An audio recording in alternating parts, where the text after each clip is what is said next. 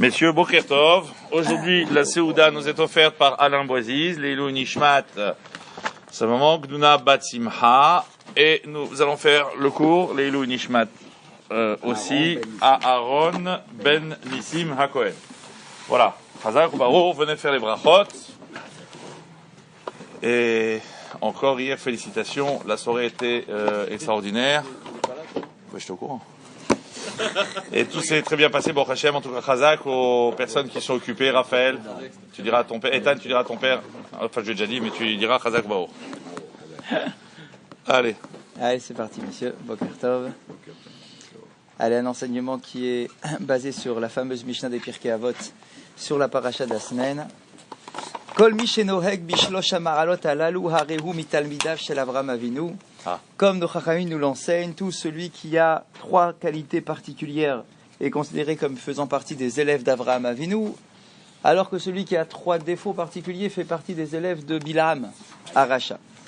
Alors on nous dit ici, Aïn Tova, donc quelles sont ces trois choses-là? Premièrement, c'est Aïn Tova, avoir un bon œil. C'est quoi le bon œil? C'est Mistapek Bemache Yeshlo. Le bon œil, dans le sens, vraiment le premier sens, c'est celui qui se satisfait de ce qu'il a. D'accord? Ça veut dire qu'il ne regarde pas de manière négative ce que l'autre a. D'accord? Il regarde ce que lui, Dieu lui a donné, et il se contente de cela. Celui-là, c'est l'élève d'Avraham Avinu. Ve'eno chomed mamon acherim, et il ne convoite pas l'argent des autres.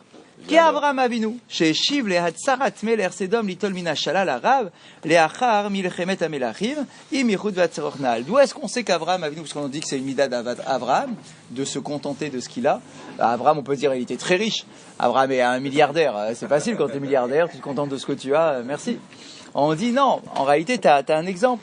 On dit, rappelez-vous, après la guerre des rois, quand le roi de Sodome va vers lui pour le remercier et qu'il est prêt à lui offrir plein de choses, qu'est-ce que répond Abraham? Il dit, je ne veux rien, ni un lacet de chaussures, ni rien du tout. D'accord? Donc tu vois que finalement Abraham, il aurait pu encore s'enrichir, il aurait pu avoir des choses supplémentaires. On dit non, Aïn Tova.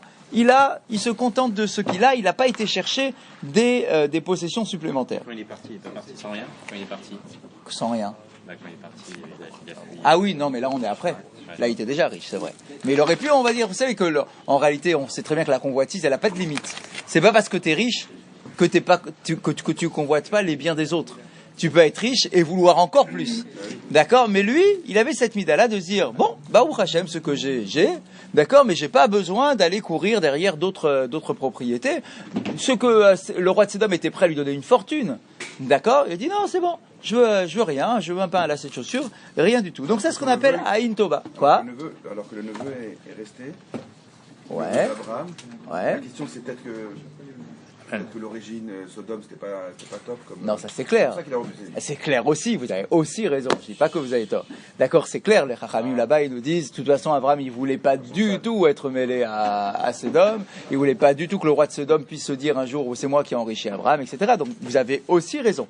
D'accord, mais il n'empêche, vous savez, quand quelqu'un qui veut convoiter l'argent des autres, il trouvera toujours de bonnes raisons pour se justifier que finalement cet argent-là est propre. Ah ouais.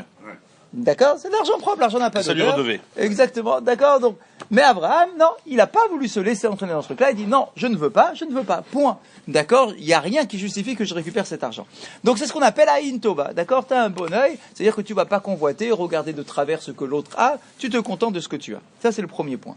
Deuxième point, Ruach Nemucha. C'est quoi Ruach Nemucha? C'est Anava. C'est l'humilité. Qu'Avraham, Shamar ve'anochi afar va'efer. D'où est-ce que tu vois qu'Avraham était humble? Eh bien, on le voit directement dans la Torah elle-même. D'accord? Que dit Avraham? Il dit Anochi afar va'efer. Moi, je suis quoi? De la poussière et de la cendre. C'est tout. Je ne suis rien. D'accord? Donc, c'est vraiment celui qui s'efface totalement face aux autres et face finalement à son Créateur. Le troisième point, c'est quoi? C'est Nefesh Shefala. C'est quoi Nefesh Shefala? C'est Perishut Minata Ava. C'est celui qui est détaché de tous les désirs corporels. Qu'Avraham, Shemitor Tsniuto, lo ivri beyof yachel Sarah, et la berito le Mitzraïm. D'où est-ce qu'on sait qu'Avraham avait comme ça une distance par rapport à l'attrait du monde matériel, on dit que même par rapport à sa femme, sa propre femme, il n'avait pas constaté à quel point elle était belle physiquement. Il a fallu attendre qu'il arrive en Égypte et que là, du coup, les visions soient différentes pour dire, ah, maintenant je vois que tu es belle. D'accord? Ça veut dire que bon, il était dans une autre dimension quand il arrive en Égypte. D'accord? Mais jusqu'à présent, c'est pas un point sur lequel il était attaché. Pour lui, alors, elle était belle, il pensait pas qu'elle était moche, sa femme, hein. On sait que Sarah était d'une beauté exceptionnelle. D'accord? Mais il n'était pas attaché à ça. Il n'avait pas de ta'ava par rapport à ça. Il aimait Sarah parce qu'elle avait une beauté intérieure, il y avait des midotes, il y avait un travail profond en elle. D'accord? Mais il n'a pas aimé Sarah parce qu'elle était belle physiquement. Et donc, c'est seulement lorsqu'il arrive en Égypte qu'il dit, maintenant je sais que tu es belle. Et donc, voilà les 3 points en question. Et on dit que celui qui a ces 3 midotes-là, il est élève, c'est le mot de la Mishnah, mital midav shel Avraham Avinu, il fait partie des élèves d'Avraham Avinu. Et là maintenant le commentaire pose la question en disant, mital midav shel Avraham Avinu, quoi t'es en train de me dire que celui qui a ces 3 qualités-là, il fait partie des élèves d'Avraham Avinu? Ilu advarim lo hayu ketuvim shachor al gabe lavan, haim haynu omrim shel adam shechai hayom, anosa bimchonit vetas bematos, yesh efsharut liyot talmid shel Avraham Avinu. L'expression est surprenante. On dit quoi? On dit que si tu as ces 3 qualités-là, tu es l'élève d'Abraham.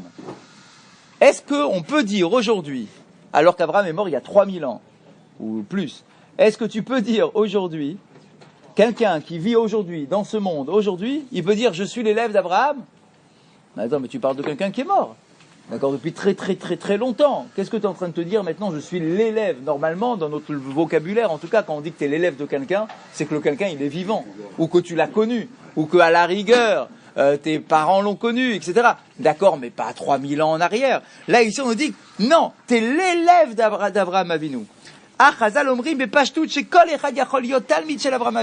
Et du coup, on est en train de nous dire, non seulement que celui qui a ces 3 qualités-là, il est l'élève d'Abraham Avinu, et que concrètement, tout le monde peut devenir l'élève d'Abraham Avinu s'il travaille sur ces 3 points et ces 3 qualités. En fait, ce qu'on apprend de là, c'est que ce qu'on appelle, enfin ce que les Chachamim appellent un élève, c'est pas ce que nous appelons un élève. Nous aujourd'hui, quand tu dis que tu es l'élève de quelqu'un, c'est que le quelqu'un il est vivant et que tu as appris de lui, c'est ça être élève. Mais dans la Torah, être élève de quelqu'un, c'est pas forcément être l'élève avec un maître qui est vivant et qui t'enseigne quelque chose. En fait, quand on nous dit Talmid, les Mishelaman mi pirav au moré, ou le fichar caché la nous les avin, et yitachen, shadam yé Talmid shel Mishéou, shechai difne kimat arba'a atalafim shana. Donc aujourd'hui, c'est vrai que si on considère que l'élève, c'est simplement celui qui apprend avec quelqu'un, alors effectivement, on a du mal à comprendre qu'aujourd'hui, 4000 ans après la vie d'Abraham, on est l'élève d'Abraham. Mais en fait, qu'est-ce que ça signifie? Isbi Rabbi Yecheskel, Hashem Talmid, Maonak lemi shenimtsa betahalir lemida midmut mesuyemet. En réalité, ce que nous appelons un élève, c'est tout simplement quelqu'un qui s'inscrit dans une orientation qui a été donnée par quelqu'un, même si le quelqu'un il est mort déjà depuis 4000 ans. Hulomed ou marki mimena. Si cette image-là est une image qui est forte, avec des traits de caractère qui sont définis, et que toi, même 4000 ans après, tu t'inscris là-dedans, et que tu apprends des valeurs de ce grand personnage-là, qui a vécu il y a 4000 ans, pour nous, dans le langage de la Torah, ça s'appelle être son élève. D'accord? Vous voyez ce que je veux dire? C'est-à-dire c'est une sorte d'élève spirituel, quoi. C'est pas un élève, j'ai appris avec lui, j'étais côte à côte, et j'ai appris avec lui quelque chose. Et ben pour nous, c'est exactement ça. C'est cette notion-là qu'on est en train de nous dire. C'est que tu peux vivre 4000 ans après quelqu'un, et être considéré comme son élève. Même s'il est plus là, il est mort. Est-ce qu'il y a une différence entre adhérer et être élève? Eh ben en réalité, Khazak, pour nous, quand tu adhères aux valeurs de quelqu'un, dans notre langage, à nous juifs, de la Mishnah, tu es son élève. C'est ça.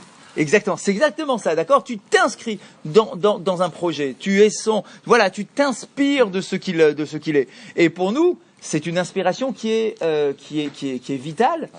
Et qui est constamment renouvelée. Vous voyez ce que je veux dire? C'est-à-dire que c'est pas une image un peu poussiéreuse dont on sait pas trop à quoi ça ressemblait, qu'est-ce qu'il était exactement. Donc c'est un peu obscur et du coup on sait pas vraiment s'inscrire dedans. Là on dit en fait Avraham Avinu, tu sais exactement ce qu'il était. tu sais quelles étaient ses valeurs, sur quoi il s'inscrivait, qu'est-ce qu'il défendait, sur quoi il faisait attention. Du coup, grâce à cette Torah-là qui nous a été transmise et qui nous parle d'Abraham, des Midot d'Abraham, eh bien nous aujourd'hui, en apprenant et en prenant pour nous les comportements d'Abraham, tu es considéré comme étant son élève.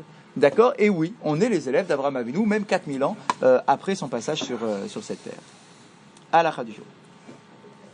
Toujours dans les halakhot sur le chazan et la tfila, on nous dit Nachon, les chol adam le itpalel mitoch hasido. Halakha importante, messieurs, il faut le savoir. Il faut lire dans le livre. Il faut toujours faire cette tfila avec un livre dans les mains. Pas par cœur. Pas par cœur.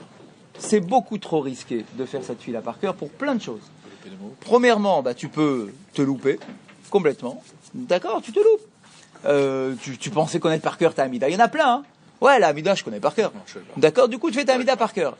On dit non, tu fais pas ta Amida par cœur. Il y a beaucoup qui croient qu'on peut. Il faut pas. C'est pas bien. Premièrement, tu peux te planter. C'est vrai, c'est une réalité. Tu peux te planter, très clairement. L'Amida, c'est long, il y a 19 brachot, machin, c'est complexe. Tu peux facilement passer d'une bracha en sautant à une autre, machin, tu sais plus trop où tu en es, truc, ouais, qu'est-ce que j'ai fait? Est-ce que j'ai vraiment récité toutes les brachot? Tiens, ça me paraît un peu rapide, d'accord? Est-ce que j'ai vraiment tout fait? Etc. Donc il y a largement de quoi se tromper dans sa Amida par cœur. C'est clair. Les brachot du matin. De quoi? Les brachot du matin. Ouais. Avec la flemme. Non, mais il a raison, même les brachot du matin. Vous avez raison, même les brachot du matin. D'accord, les 4 premières pages là, du Patachayahu. D'accord, il y a plein de raisons de se planter là-dedans quand tu le fais par cœur. D'accord, tu sais plus où t'en es, quel bracha t'as fait, quel bracha t'as pas fait. D'accord, c'est sûr que c'est. Mais avec le livre, des fois, on a un petit coup de truc. Moi, j'arrive pas à mettre la mémoire que. C'est géré en plus. Chacun Son niveau. Non, mais vous avez raison. Ah, voilà. Normalement, c'est rien. Ni le Kiddush, ni le Birkat Amazon, ni machin. Ce matin, celui-là. Tout est Kiddush. Birkat Amazon, pareil, hein. Ah ouais, c'est clair. Ah, c'est clair. Bah, pareil. Pour me vexer, il faut y Ah aller ouais? beaucoup Même plus. le vendredi soir. C'est vrai. Bon, on va dire, c'est vrai qu'il y a moins de chances de planter le vendredi soir, on est en famille. Il a raison, on peut se chacun planter sur les réagit, on touches de chante fête. tous ensemble. C'est vrai. D'accord, donc on nous dit quoi de ici? fête, je prends toujours le Donc, livre. premièrement, De fête. Kiddush. Kiddush. C'est des faux professionnels. Donc, la tefila. Donc, on nous dit, donc normalement, tu ne dois pas faire ta tefila par cœur, donc pour pas te planter, et deuxièmement, ça t'aide à te concentrer. C'est vrai d'avoir un texte écrit devant tes yeux, Ouais. ça t'aide à te concentrer, parce que quand t'as pas un texte devant Un tes yeux, support, là, tu t'évades. tu penses à tout et n'importe quoi, etc. Donc au moins quand tu l'as sous les yeux, ça t'aide à te concentrer, c'est sûr que ça t'aide à te concentrer. J'ai entendu une réserve sur quelqu'un qui disait que pour s'aider à se concentrer sur la Mida, c'était bien de faire les yeux fermés. Ah, alors ça c'est pour quelqu'un qui est sûr, Non, on a fait. de connaître ça qu'il a, et qui a quand même assez d'eau dans les mains. Comme ça, il peut tout de suite regarder. Les lettres, on dit que les lettres, elles ont... Exact. Oui, les lettres ont un Oui. D'accord, c'est marqué, machin, ça. Exactement, ça rentre. C'est marqué, ça te rentre, ça te donne la chorma, les lettres. Donc, pourquoi on dit ça? Vekol sheken shaliyar tzibour. Parce qu'on est dans la chôte sur le chazan, là. On dit, non seulement ça c'est valable pour monsieur tout le monde, Donc, à fortiori. mais à plus forte raison pour le chazan. On dit pourquoi à plus forte raison? On pourrait dire c'est comme pour le chazan. Pourquoi à plus forte raison? Trop de rassemblement. On dit parce que le chazan, lui aussi, comme monsieur tout le monde, il peut se tromper s'il fait par cœur. Il peut avoir un manque de concentration. Mais pourquoi on dit à plus forte raison? Quand on dit à plus forte raison, c'est qu'il y a un truc en plus. Non, plus que ça. On nous dit, et c'est une notion qui existe dans la halakha, c'est pas seulement ici, on dit mi pene et matatsibour. Le chazan, il a un truc en plus. Il a une angoisse en plus que les autres n'ont pas. Le chazan, il a ce qu'on appelle la Emat Hatzibour. Emat Hatzibour, c'est la crainte de la communauté. Ah ouais. Il y a des endroits où il y a encore plus de crainte qu'ailleurs. Ça veut dire quoi? Ça veut dire que même si tu es un chazan, on va dire expérimenté, etc., il n'empêche, quand tu es sur la Teva, hey, tu as le regard de tout le monde qui est sur toi.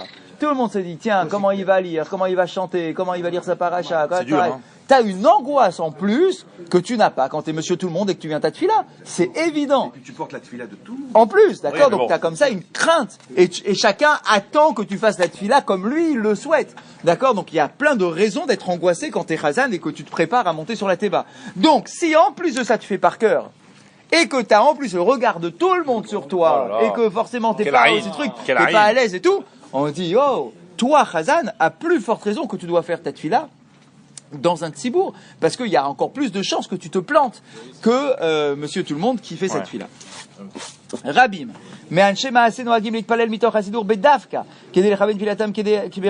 Donc beaucoup font attention d'être très rigoureux, de lire dans leur sidour coûte que coûte. Il y a des communautés où on a instauré de manière officielle une interdiction de faire une bracha. Quand je dis une bracha, c'est une bracha de la tefila, sans avoir un livre dans les mains. Parce que tu imagines, si tu fais la bracha de travers, ça veut dire que tu es en train de dire le nom de Dieu en vain. D'accord? Donc on rentre même pas dans ce risque-là. Donc on a instauré dans certaines communautés de faire la tefila que dans un sidour. Tefila mitor sidour moïla les salek marchavaraot sheolot orkede atfila. Vesiman nekar amarima sefer yashum achashavto hara. Avant, quand ils avaient pas, c'est à la fin. Ah, bien évidemment. À l'époque. Elles sont récentes, Bah oui, forcément. Enfin, récentes. On va dire oui. Mais elles sont à l'époque où on avait des livres. Rappelez-vous qu'il y a une époque où ils faisaient la tefila sans livre. C'était énorme, compliqué. Il y avait un livre dans toute la choule. Et ben, le livre était pour le Chazan. Voilà. D'accord, parce que, ils connaissaient par cœur. Alors les autres qui connaissaient pas, ils se faisaient acquitter. Ils se faisaient acquitter par c'est clair. Ils se faisaient acquitter ou ils se trouvaient avec quelqu'un d'autre. Mais c'est sûr qu'aujourd'hui, c'est un luxe. Aujourd'hui, on a un luxe. Que ça soit dans l'étude, même dans l'étude. Aujourd'hui, tout le monde a sa Gemara. On a tous, tu prends n'importe quel pelé, d'accord, il a un chasse entier chez lui dans sa bibliothèque. À l'époque, c'est Pelé. D'accord. À l'époque, c'était un truc rare. Les livres, on les protégeait. Je me rappelle, génération, mon grand-père. Et quand il faisait la déjà dans le Shulchan Aruch. on collait, mettait un bout de cuir à la C'est le 16e. Et alors maintenant, D'accord, il y avait de plus en plus. Donc il y a quand même. Jamais on jetait un livre. Ah bien sûr, t'as raison. Vous avez raison, aujourd'hui ça va. Attends, t'as un truc, tu le rachètes sans problème. Alors regardez, il nous dit également le fait de lire dans un livre, écoutez un petit truc comme ça, il nous dit le fait de lire dans un livre ta tefila te permet de retirer les mauvaises pensées pendant ta tefila. Pas mal. Ça c'est pas mal, ça c'est utile parce que c'est vrai que pendant la tefila, on est attaqué par toutes sortes de pensées. Alors quand je dis mauvais, c'est pas forcément un truc vraiment un sourd à sourd, mais c'est ça. D'accord, tu penses à ton travail, à ta journée de travail, à ta discussion de la veille, machin, etc., etc. Le fait de lire dans un livre, ça bloque un petit peu l'esprit, puisque du coup, comme t'es pas un peu perdu dans l'ensemble, au moins t'arrives à focaliser ta lecture sur deux choses en même temps. Et bien sûr. Si on ferme les yeux, est-ce qu'on se concentre pas plus? Et tu vois pas le livre. Ça dépend, mais au moins avec un livre dans les mains. Comme ça, au moins, tac, tu peux tout de suite ouvrir et t'avoir des lettres. Les lettres, elles sont là pour te protéger. Je pour autre chose. Je ferme un œil. Ouais, je pense que oui. Je pense que oui. Et dernier point, écoutez ça, c'est sympa. Shaliar Tzibour, Mechouné Chazan. Normalement, comment on appelle un Chazan? Dans le langage du Shulchan Aruch, etc., on l'appelle Shaliar Tzibour. Shaliar Tzibour, c'est l'émissaire de la communauté, c'est ça son vrai nom. Nous, dans notre vocabulaire, on l'appelle plus Chazan. Enfin, quand je dis plus, on l'appelle beaucoup Chazan. Tout souvent, on dit le Chazan, le Chazan, le Chazan. Il nous dit ici, tu sais d'où vient le mot Chazan? Pourquoi on l'appelle Chazan? D'accord? Quel rapport avec Chazan? Shaliar Tzibour, c'est clair, c'est l'envoyé de la communauté, c'est très clair. Pourquoi Chazan? D'où ça sort ce truc-là? Écoutez bien. Mishum tzetzarir lirot basefer ketzad likro vetargum shel teva vayar ou chazé. En araméen, le mot chazé,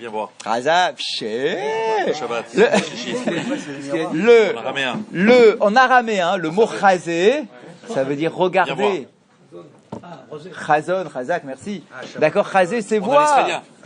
Chazé, c'est voir. D'accord, chazé, c'est voir. Eh bien, le chazan, c'est celui qui a un sidour sous les yeux et qui regarde la tefila qu'il est en train de prononcer.